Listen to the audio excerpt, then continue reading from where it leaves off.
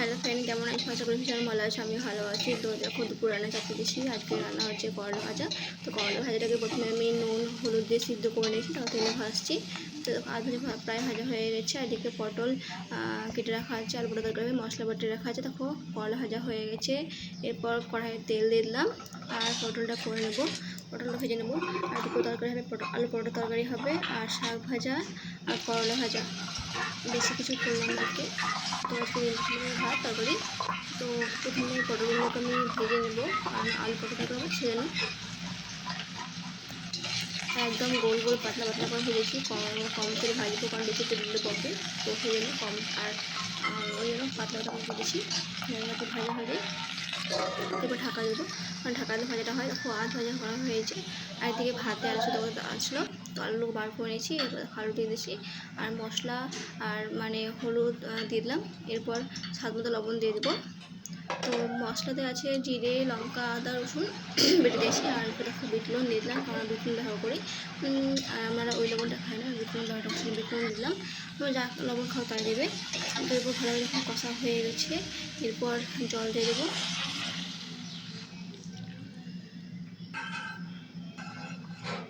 তখন ফুটে গেছে, এরপর একটু আচার দিয়ে দেবো। আচার দিলে টেস্টি লাগে সেজন্য। তো আচারটা তেল দিয়ে দিলাম আর একটা আচার দিয়ে দেবো। আর আচার টুকরোটা ভেঙে দেবো একটু।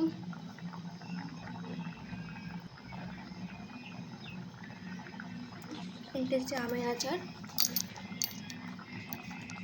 আচারটা দাম বেশ ভালো লাগে আমার। তো আমাদের পছন্দ করে দেখুন না দেবে, তো আমার ভালো লাগে, আমি দিলাম। একটা খুব ভালো, বেশ ভালো লাগে এটা। আর তরকারিটা হয়ে গেছে, নামিয়ে নেবো। এরপর দেখো ভাতটা হচ্ছে, ভাতটা সিদ্ধ করে নামিয়ে গেলাম। আর একটু ভাতটা ফুটে গেলে হয়ে যাবে। দেখো ভাতটা প্রায় হয়ে গেছে, নামিয়ে নেবো ভালো করে। আর ভালো করে মাঠটা গেলে নিলাম, দেখো। আর ঢাকা দিয়ে রেখে দেবো।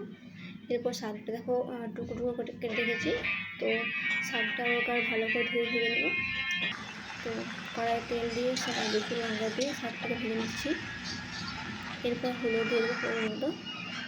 কেউ কেউ শাকে হলুদ দেয় আর কেউ কেউ শাকে হলুদ দেয় না, তো আমরা শাকে বেশিরভাগ হলুদ দিই। একটু লবণ দিয়ে দিলাম। তো দেখো আর একটু জল দিয়ে ভালো করে সিদ্ধ হয়ে গেছে। ভালো করে ভেজে দেবো, নামিয়ে নেবো। তো আমার ভিডিওটি ভালো লাগে অবশ্যই লাইক করে সাবস্ক্রাইব শেয়ার করে দেবো অবশ্যই। যারা এখন চ্যানেলটি সাবস্ক্রাইব করে তো প্লিজ চ্যানেলটি সাবস্ক্রাইব করে দিও। তো শাক ভাজা হয়ে গেলে আমার একটু দুপুর রান্না কমপ্লিট। দেখো শাক হয়ে গেছে, নামিয়ে নিলাম। তো তোমরা ভিডিওটা পুরো স্কিপ না করে ভিডিওটা অবশ্যই দেখবে ভালো করে। তো আজকের মতো ভিডিও আমি এখানে শেষ করছি।